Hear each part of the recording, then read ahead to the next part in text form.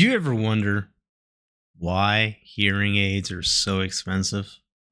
You ever wonder why only about 5 or 6 different companies have a monopoly on the entire thing? And what's really odd is that the government regulatory bodies is what's needed to be able to sell and deal medical grade hearing aids. It's like everyone is in cahoots, and the only one to lose is the consumer.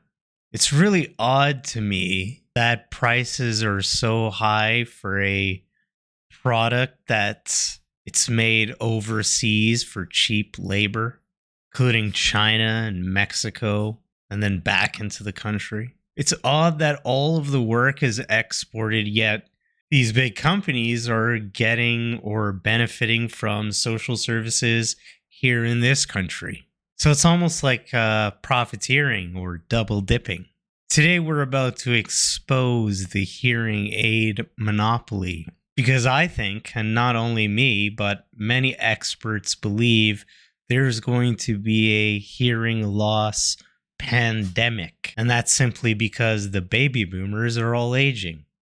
And age is a primary factor for hearing loss. So it doesn't really take a lot to identify the correlation there. Today, we're going to really dive deep and kind of figure out how this monopoly costs us. It costs us a shit ton of money. But for them, oh, well, if you're Monopoly Man, well, you're making bank. So let's just dive in with, like, say, a case study. Grandpa. As we know, Grandpa is getting a little old now. And, well, Grandpa needs hearing aids. So, let's go over to the map real quick. Gonna zoom out. Zoomed out too far. Obviously, can't control my zoom. That makes sense. So, Grandpa is over here. He goes to the doctor to get, or an audiologist to go get his audiogram done.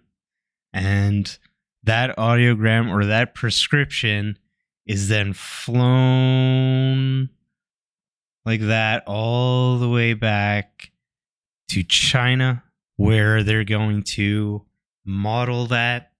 They're going to refine it and tweak it for perfection. That model is then going to be exported like that all the way to our dear friends in Mexico. In Mexico, they're going to actually manufacture the thing. Yeah, they're actually doing the manufacturing these days. China, I believe, they're doing a lot of the back-end work, a lot of the modeling, refinement, etc. But in this case, Mexico is manufacturing the product, and that could probably be associated to lower cost of labor, right? I mean, comparing that to a Canadian worker or a American worker, they're going to cost a little bit less, and that could be currency, that could be, labor laws. I'm not sure what that is, but that's what's happening. Finished product from Mexico heading up back to its source, back to Grandpa. And that happens via truck. So that's trucked back up into Canada or America, where Grandpa needs that. Yeah, what's odd here is this. These are the only hearing aid manufacturers in the country. That's all of them. They create all of the devices needed because they're actually the only ones allowed to sell the thing.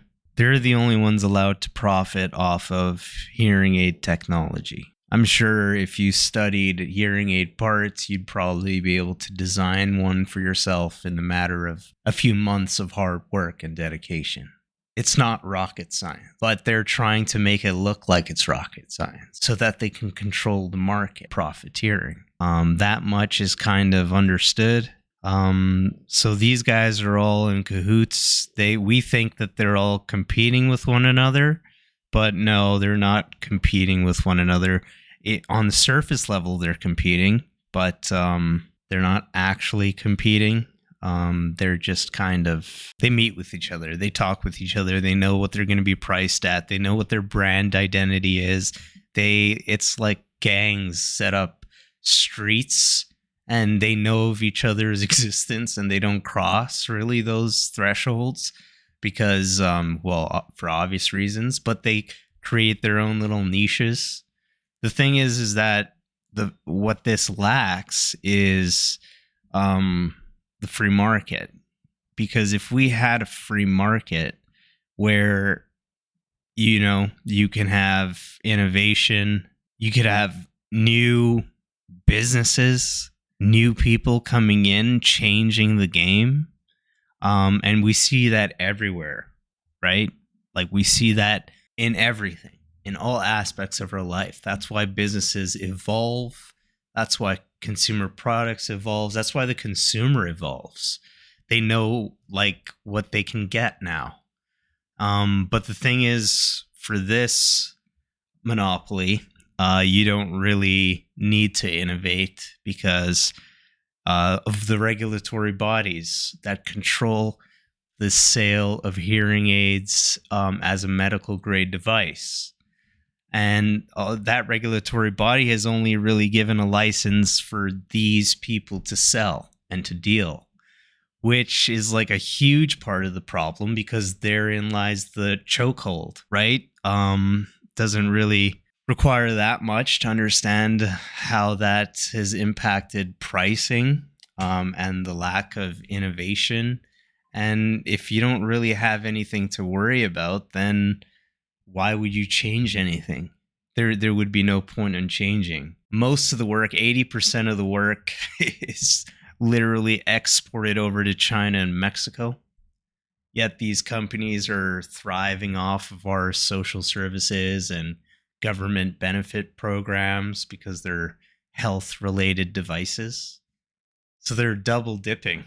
They're dipping their toes in the benefits of exporting out business, but importing in cheap labor. Let me know what you guys think about this, hearing aids scam, the price of monopolies, the hidden costs of monopolies, really.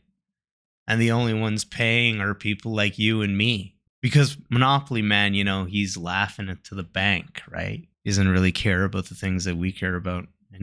And for sure his parents and his grandparents are going to be able to afford hearing aids. Doesn't really matter that 85% of the average person won't be able to. And with that, take it easy. Let me know what you think in the comments below. Please like and subscribe. That helps me a ton. Bye-bye.